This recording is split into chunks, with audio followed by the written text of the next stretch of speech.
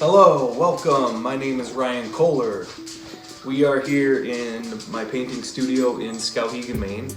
I'm just kind of hanging out with the pups and working on some music, working on some paintings, whatever comes up. But I thought I would drop in with a video to sort of describe, to sort of show how a painting is made from start to finish, what my process looks like, and some of my ideas and philosophies about painting in general. I start with acrylic and switch to oil at some point and finish the painting in oil. You'll see all that in the video as it goes on here. But I thought I should talk a little bit about some of the tools that I use in case you want to try this process at home. The beautiful thing about it is you don't need complicated tools. It's just simple paint brushes and a couple palette knives. It's very easy. This is the main workhorse. It's a diamond-shaped metal blade palette knife with reasonable flex to it. This does all the heavy lifting. I use this all the time, every day. Super important. I have a smaller one that I use for more detailed, tighter areas in the painting. Various rubber-tipped paint shapers or paint removers. A whole fleet of them, various sizes and shapes, whatever gets the job done. I usually use flat brushes, use rounds, use filberts, use brights, use whatever you're comfortable with. And I have this giant palette knife, which I never use, but it's fun to show off because it's super badass and cool. I want to say thank you to Common Street Arts for allowing me to drop in with the video. I really appreciate it, and I hope you like it. And if you have any questions or want to reach out, if I'm super vague or if I make no sense at all, which happens all the time, reach out to me. RyanKohlerPaintings.com is where you can see a lot more of my work, or RyanKohlerPaintings@gmail.com if you have those questions. So I hope you like it. Enjoy the video. Thanks. So, here we go. Started the painting process already. Just sort of toning the canvas. It's sort of a neutral color that you just lay down in a thin wash over the entire surface. Provides a nice foundation, a nice backdrop. Something other than that stark white. That's how I like to start. That's how all my paintings start. And they all sort of look like this at this phase.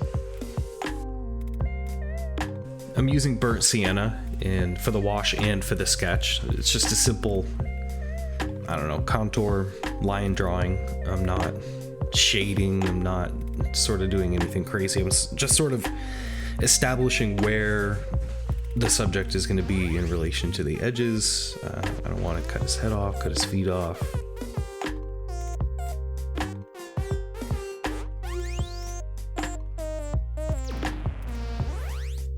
I'm using just acrylic paints right here. It serves as a good backdrop for the oil painting that comes later, which we'll get to in a minute here.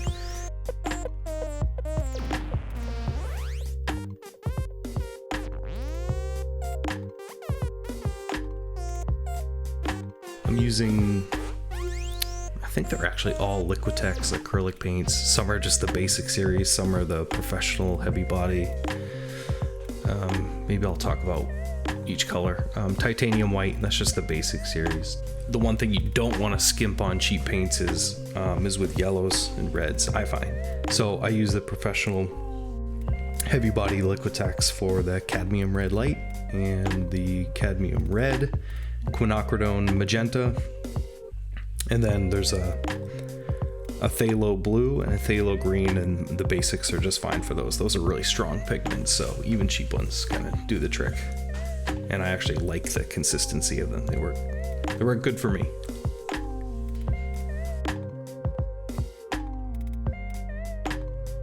So I'm just kind of blocking in basic colors, trying to get the painting as close as I can to the finished product. It makes it easier for the oil painting phase if the acrylic phase is already done really good. The more you have to fix in the oil painting phase, the more potential for things to go awry. And it does go awry sometimes. I still wipe off oil paintings all the time. So it's helpful if you have a really good solid foundation, a really good painting to paint on top of, if that makes any sense.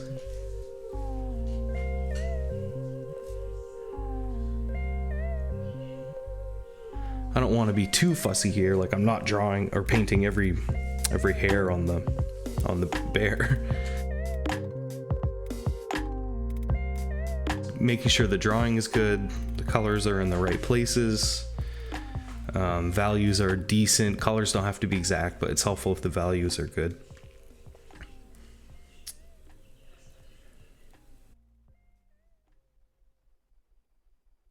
And just kind of painting away. I wish I could paint this fast in real life. How many paintings I had to get done? Wow.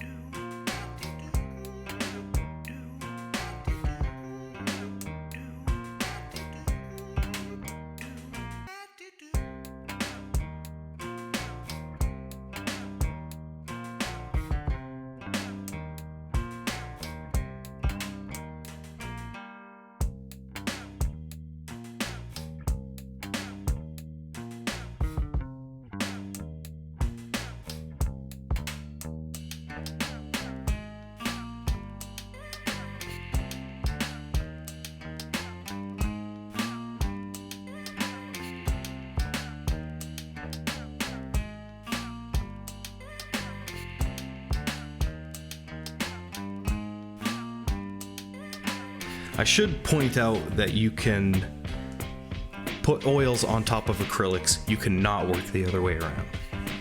The acrylic paint will not adhere to oils, but oils will adhere to acrylics. So it's important to do acrylics first.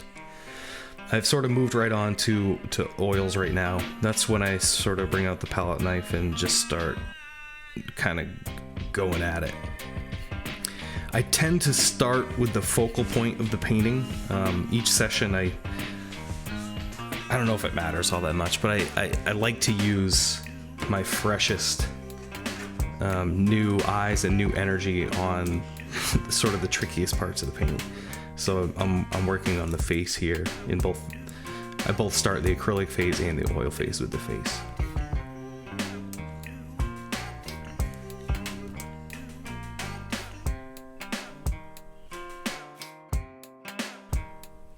Also, I should point out there, one of the benefits of having a really dry acrylic underpainting is if you mess up, you can easily see what I just did there. I just easily wiped the oil paint right off it, and you can start over. The oil painting palette is pretty much the same as the acrylics. Mostly use gambling colors: titanium white, cadmium lemon, cadmium yellow medium, cadmium red medium, quinacridone magenta, dioxazine purple, phthalo blue, and phthalo green. Whew, that was a mouthful. And you'll notice the clamps that hold my palette to the table. My friend pointed out they look like dolphins, so now I can't unsee that. My palette knife is pretty loaded as I'm going along here, and the colors are pretty thoroughly mixed on the palette before it goes onto the painting. In some areas that don't need to be so precise or so tight, like maybe I won't mix so thoroughly on the palette. If there's a combination of colors on the palette knife, it leads to some unexpected surprises and in some fun like areas that are more prone to abstraction, and again just don't need to be so tight and precise. It's more fun.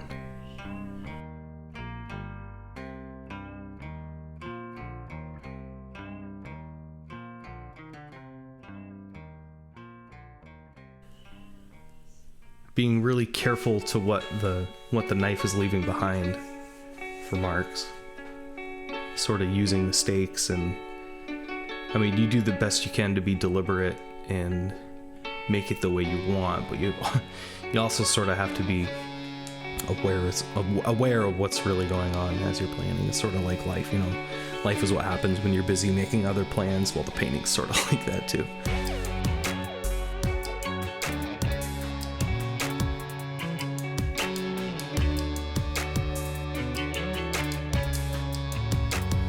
Don't overthink it, and don't be scared. It's easy to be scared and not put enough paint on the canvas.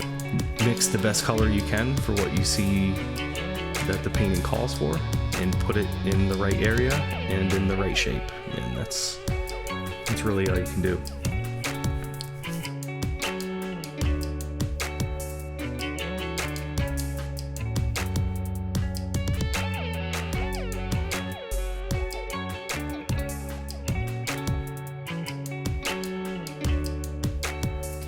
You'll also see them over painting, like especially with those white areas.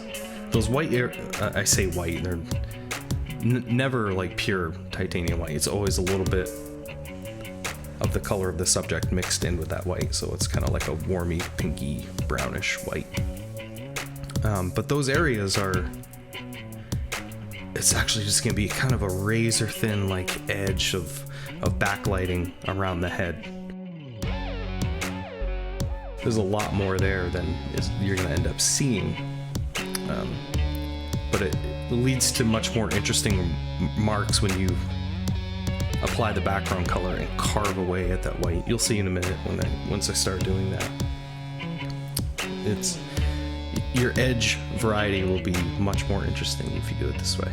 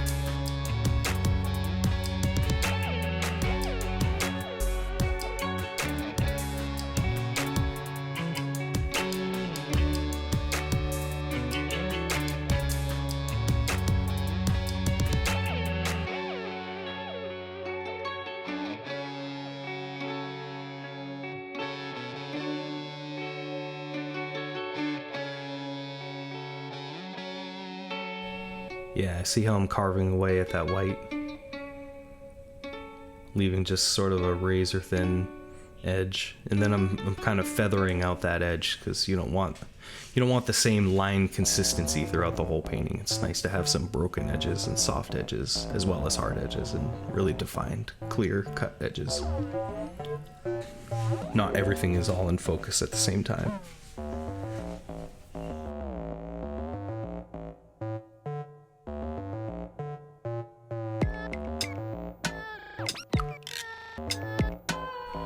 These are some of the areas where I feel like it's nice to have some paint not fully mixed on the palette. It can even be mixed right on the canvas, and I feel like that yields some interesting results sometimes. Again, really working at those edges.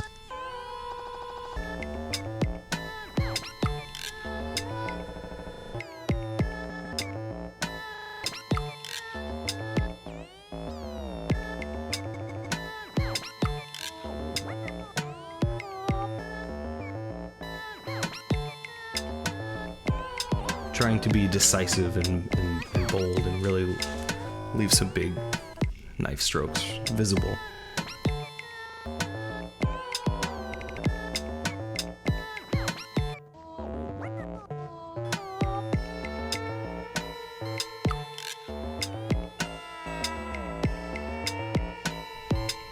I use a little paint remover. It's like a rubber tipped kind of wedge shaped tool that I use to remove paint and kind of smear it around in a kind of whimsical gestural way. It's a good way to activate kind of dead zones of the canvas and kind of direct your eye, kind of swoop it around the canvas, I think.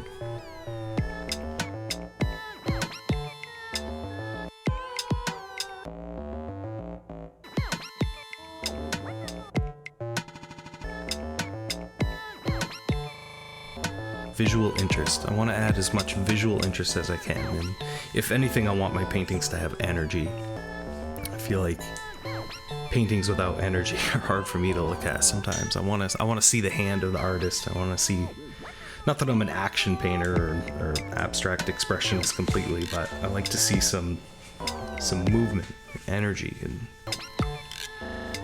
an inspired, incorrect mark is better than a boring yet precise one.